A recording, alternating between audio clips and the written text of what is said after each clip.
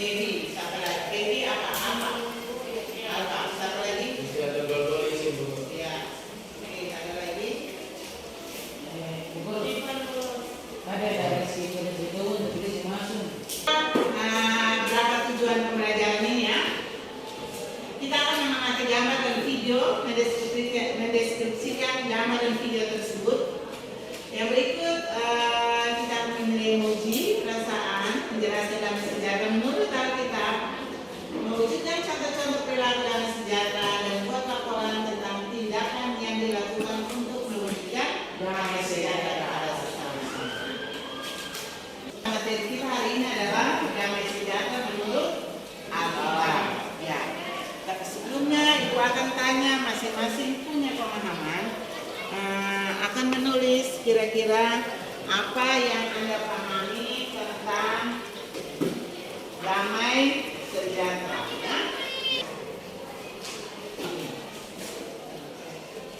Ya? Iya.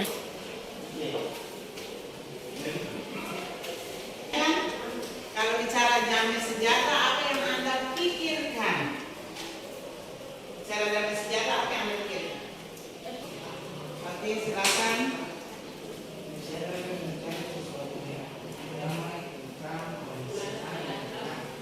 Damai, tentram, senang, tenang. Oke, terima kasih. Kita berikan aplaus. Ya, ada lagi?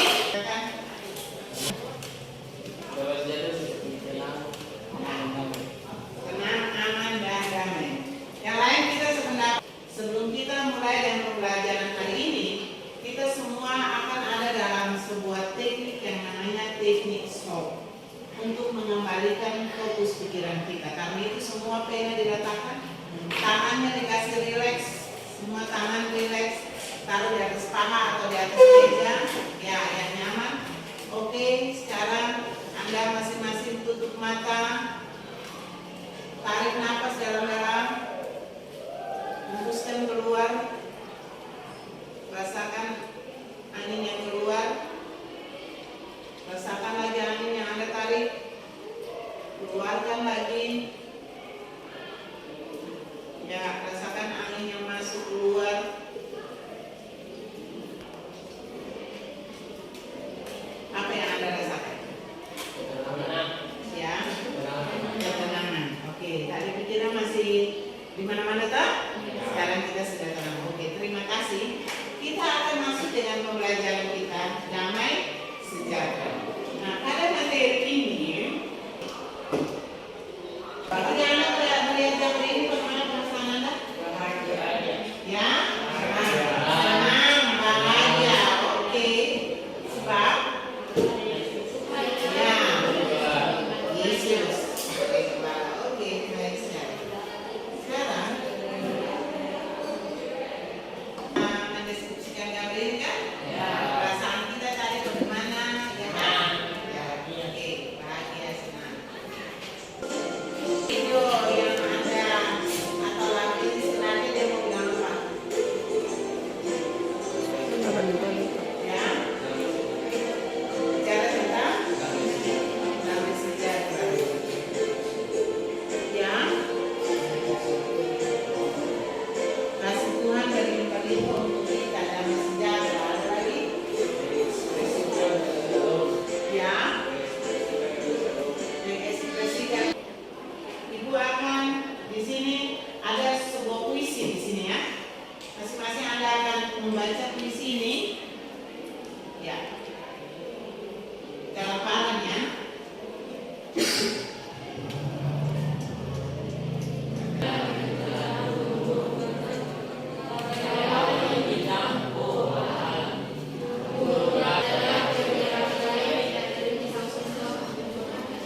Adalah sebuah puisi yang ditulis oleh W.S. Rendra ya. Sajak-sajak sepatu tua. Sekarang dari puisi ini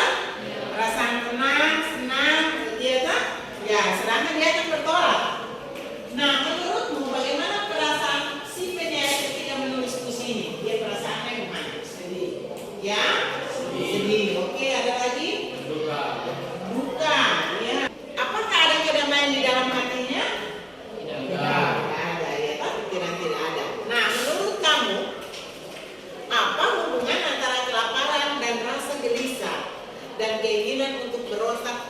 Ada hubungan atau tidak? Ada. Apa itu?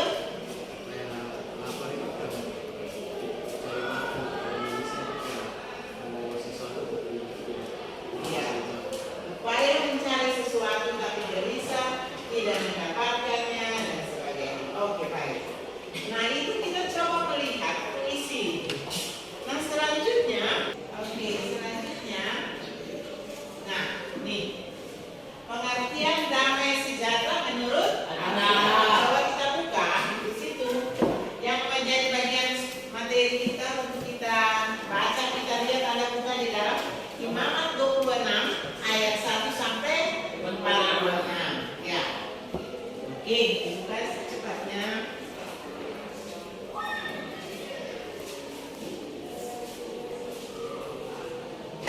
Satu orang baca, semua baca yang punya Alkitab ya. Kita baca, mulai. Jikalau kamu hidup dan setia berpegang pada perintahku, Dari 56 ayat 1 sampai 46 itu bicara tentang, Anda ingat, itu berbicara tentang pengertian damai sejahtera. Jadi pengertian damai sejahtera itu dalam Imamat 26 ayat 1 sampai 46 dia terbagi atas bagiannya. Ya, dia terbagi atas 3 bagian. Yaitu yang pertama itu ayat 1 sampai 13. ya, Ayat 1 sampai 13 itu dia berbicara tentang janji-janji berkat dan pernyataan Allah bila bangsa Israel itu taat dan menjalankan perintahnya. Jadi itu ada janji berkat dan pernyataan. Kalau bangsa Israel kata kunci adalah mereka taat, ya kan? Kalau bangsa Israel taat, maka mereka akan mendapatkan janji-janji berkat itu. Ya, tadi dibilang tidak akan mengajarkan, ya kan? ya, Judulnya apa? Tugas mengajarkan berapa kali? Berulang-ulang kali. Tapi sebelum orang tua mengajarkan kepada anak-anak, orang tua harus melakukan apa dulu? Alkitab tadi bilang harus melakukan apa? Sebelum orang tua mengajarkan kepada anak-anak berulang-ulang kali, orang tua harus pertama apa dulu? Apa lagi? Kembali, bangun, dalam perjalanan. Artinya gini, kita pilih aktivitas itu setiap kali dilakukan oleh Anda dan saya. Orang tua juga melakukan hal sama kan? Beberapa kali Anda duduk, ya kan? Duduk berdiri berapa kali? Mungkin Anda tidak di situ. Berapa kali Anda melangkah berjalan? Berapa kali, berapa jam menit Anda tidur? Berapa kali Anda bangun? Dan aktivitas ini dilakukan terus menerus. Bikin tanda pada dagingmu, pada tiang pintu rumahmu, dan pada tiang pintu gerbangmu. Artinya Anda berulang-ulang mengajarkan pendidikan itu kepada anak-anak. Mengajarkan tentang apa itu? Mengajarkan tentang apa? Mengajarkan tentang kasih Allah. Sampai dengan pangku kaki, goyang-goyang baik. Siapa? Goyang kaki. Kita punya salah satu keyakinan keras itu apa tuh? Itu mengajar itu ya, berhubungan dengan poin yang mana? Ya? Sopan kan? Duduk di belakang ibu guru mengajar itu sopan? Ya, kalau tidak berarti jangan melakukan lagi, kan? Kalau itu juga akan diatur gitu. Ibu-ibu nanti senyum. Oke. Nafas. Pas. Mata. Pas. Oke. Sekarang kita lihat. Jadi di situ dia bilang tanda, berarti terus menerus orang tua itu mengajarkan tentang apa tadi? Sebelum orang tua mengajarkan ya kasih Allah. Nah di sini ada sejumlah konsep yang digunakan untuk kita menerjemahkan kata shalom. Kata shalom diterjemahkan, Anda lihat di situ, Anda buka Sakaria 6 ayat 13.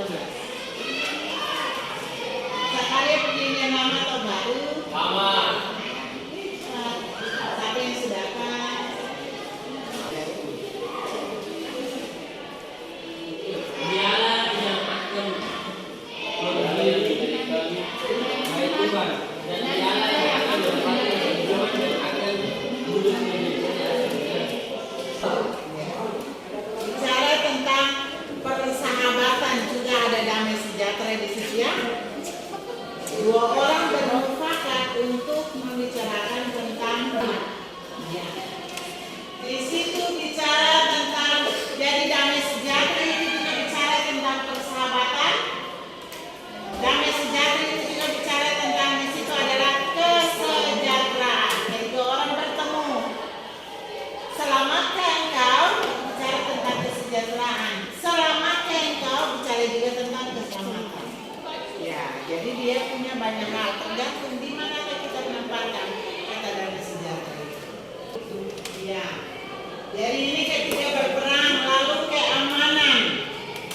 Aman artinya bahwa pergi dengan damai, kembali juga dengan damai. Ya, kita mengikuti ya. Gerakan ini.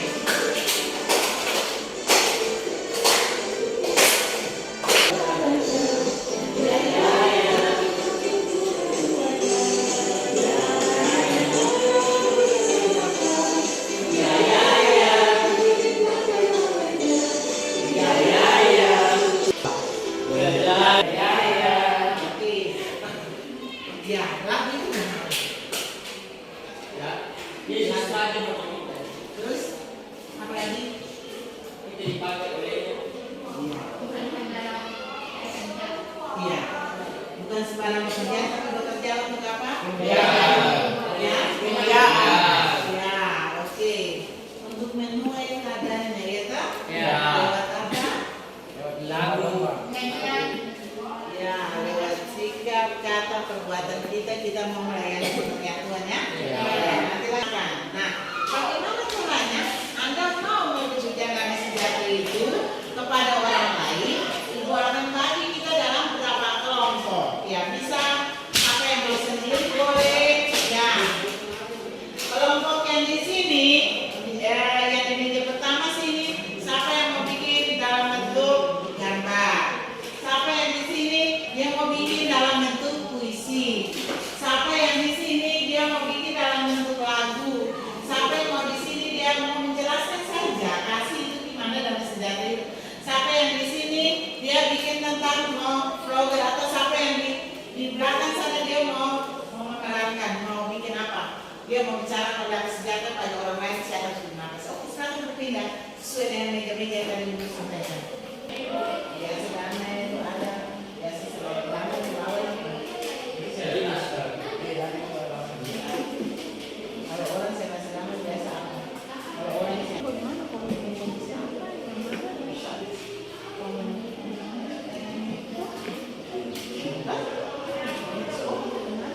Oke, sudah bagi peran secepat.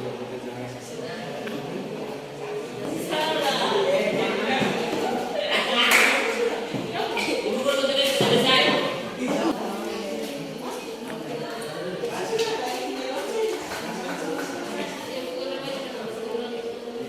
Satu kali semuanya fokus ke sana ambil pikiran. Jadi satu kali jelas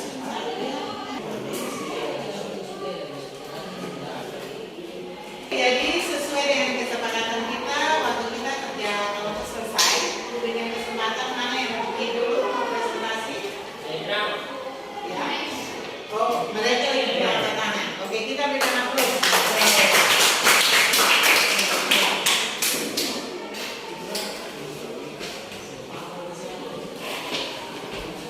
Atas kesempatan yang diberikan kepada kami, di sini kami akan mempresentasikan hasil diskusi kami yang akan dibacakan oleh teman saya. Pengertian damai sejahtera. Damai sejahtera ialah suatu keadaan di mana perusahaan dan yang harmoni. Mungkin itu saja dapat kami presentasikan. Kami sampaikan terima kasih.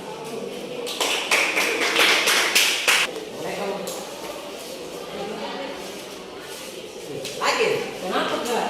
Istri aku belum semen bang. Cuma mana suasana hati kesenangan. Apa lagi? Aduh, semen saya jangan kita kasih malu kan kita dekat di rumah. Kak. Kalau kita minggu Iya, Kak. antar datang apa di rumah? Iya, Kak. Dah. Hati-hati. Lagi saya lagi. Wih, Kak, bagaimana? Ih, kenapa semen itu besok? Bukan anak tua anak mantul ya? Iya, oke. Sudah, Babe, Iya, ada tunggu. Udah sudah. Kalau kita berbeda aja nih. Iya, Kak, makasih. Pak, ya tuh. Susah aja mas, banyak sih kan. Kalau makasih ada bisa hati sampai senang. Terima kasih sudah dipilih supaya yang sudah dibilang orang tua. Masih dari dulu. Mau kemana kasih? Terima kasih kamu. Mantap, pagi terminggu lu pilih. Iya, Kak. Mantap. Terminggu kita tangkap. Ya. Iya.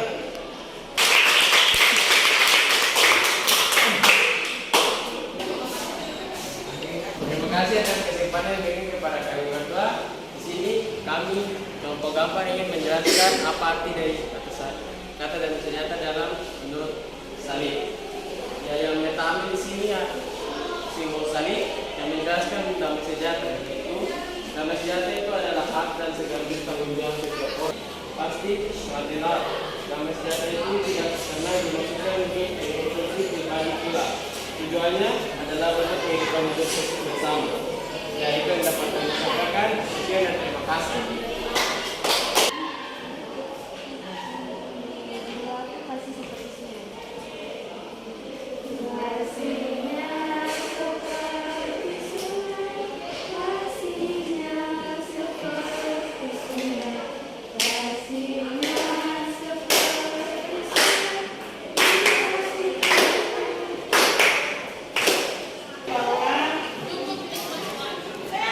Damai sejahtera tadi Anda sudah menyaksikannya. Baik itu ya peran kita, bagaimana kita mewujudkan di sini, bagaimana damai sejahtera itu kita wujudkan dalam kehidupan di sekitar kita, berarti sesuatu yang diupayakan, diusahakan. Damai itu tidak sendirinya kan? Kita mengupayakan sebab damai ada itu juga ada yang tidak damai juga ada banyak kan? Bagaimana kita bisa melawan yang tidak perasaan tidak damai itu dalam kondisi itu lalu membawa kita kepada kedamaian. Misalnya, contoh perbuatan damai sejahtera misalnya kita mau menyapa orang kadang orang yang kita sapa tidak balas ya? Ya. Karena merasa malas saya toh, itu selalu terus itu kan tantangan ya toh. Berupaya menyapa, tetapi kita dapatnya itu tidak damai toh. Apakah kita stop menyapa?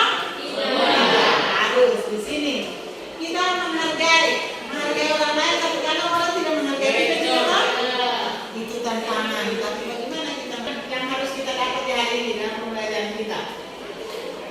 Kakak, seseorang kita bilang kesimpulannya apa? Kesimpulannya hari ini dari pertama ini kesimpulannya saya sering menjadi ketua untuk damai sejahtera dan ada beberapa hal yang perlu bagikan dari selama gambar, lagu dan juga lain. Itu saja saya. Terima kasih dulu. Oke, itu mungkin hasil refleksi kita.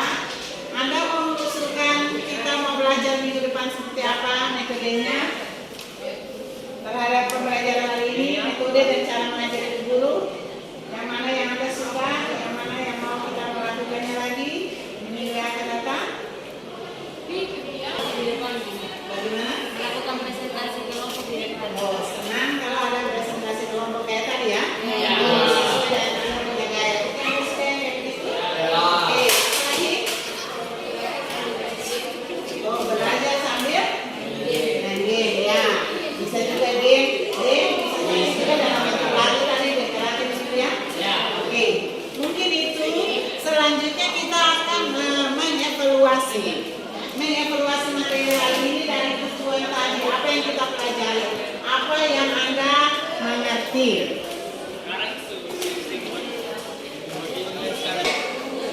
Anda sudah menjawab dalam lembar beasiswa terhadap 3 pertanyaan ini ya? Oke.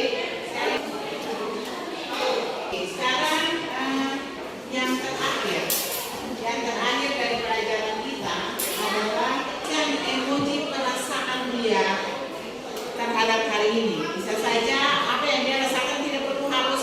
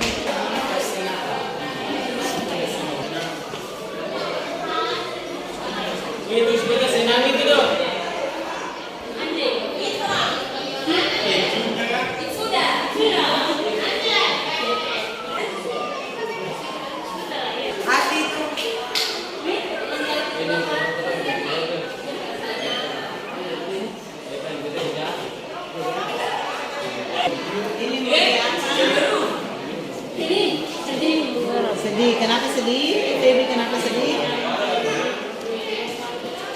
Ada masalah? Ya. Ada masalah di rumah. Oke, jadi perhatian teman-teman. Kalau yang tanya hampir semua tulis emojinya senang gembira ya. Ya, karena materi hari ini suasana hati.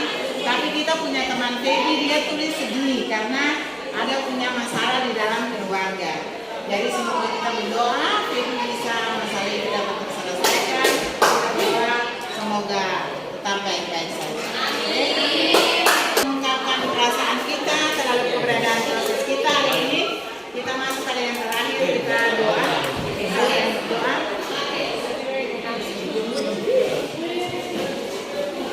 Bagaimana ibu guru menurut kita bersama kita mari kita berdoa like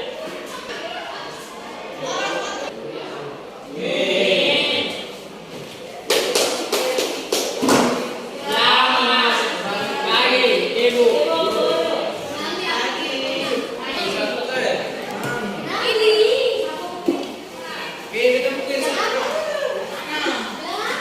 Itulah aksi nyata saya pada pembelajaran sosial emosional pada modul ini. Nah, pada pembelajaran modul ini di mana kita diperkenalkan dengan mindfulness. Nah, dalam pembelajaran ini akhirnya saya jadi memahami kira-kira apa sih hubungan antara mindfulness dengan seorang guru di dalam proses pembelajaran di kelas. Bagaimana manfaatnya terhadap diri saya pribadi maupun sebagai seorang guru penggerak. Nah, dengan pembelajaran eksplorasi konsep, kita juga belajar dalam video tentang apa itu mindfulness dan bagaimana manfaatnya untuk kita secara pribadi dalam berkehidupan, bersosial dengan orang lain maupun sebagai seorang calon guru penggerak ataupun seorang guru di depan kelas.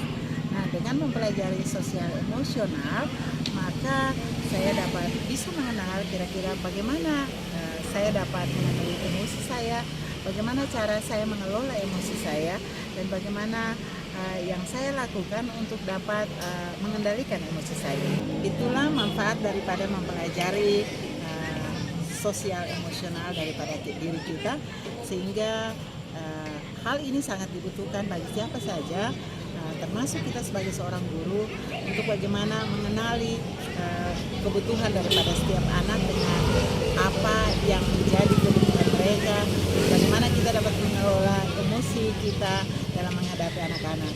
Sebab dalam kondisi pembelajaran, tidak selamanya pembelajaran yang kita rencanakan di dalam kelas itu adalah pembelajaran yang berjalan dengan baik, menyenangkan, tapi terkadang memang banyak hal-hal yang muncul di dalam proses pembelajaran di kelas yang kadang menguras emosi kita, sehingga memang kita sangat membutuhkan pembelajaran sosial emosional di dalam berhadapan dengan anak-anak, sehingga memang kelas yang kita harapkan atau pembelajaran yang kita harapkan di kelas adalah pembelajaran yang menyenangkan dan bagaimana kita bisa mengontrol atau mengelola emosi kita dengan baik. Mengenali emosi kita, maka kita bisa dapat mengetahui apa emosi kita ada pada tahap apa yang dibutuhkan, apa yang harus kita lakukan di dalam menghadapi atau mengelola emosi kita, sehingga kita dapat melakukan proses pembelajaran yang baik di kelas.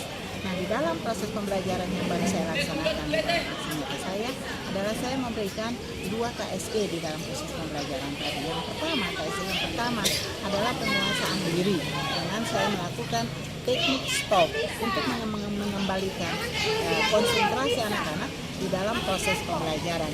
Yang kedua adalah saya menggunakan keterampilan sosial, yaitu berempati ketika pada selesai pembelajaran, dan saya merefleksikan pembelajaran saya hari itu, di mana anak-anak lalu menyampaikan tentang emoji perasaan mereka, dan saya menemukan ada siswa saya yang melakukan emoji sedih, maka memang ada problem dalam kehidupan, dan disitulah saya mengajak anak-anak dan kami semua untuk bagaimana bisa berempati terhadap setiap yang dihadapi oleh anak-anak kami, sehingga timbullah perasaan keterampilan sosial untuk bisa berempati dengan masalah yang dihadapi oleh orang lain. Ketiga, membuat RPP berdiferensiasi dengan memasukkan KSE, memasukkannya di dalam integrasi di dalam RPP berdiferensiasi dan juga pembelajaran sosial emosional.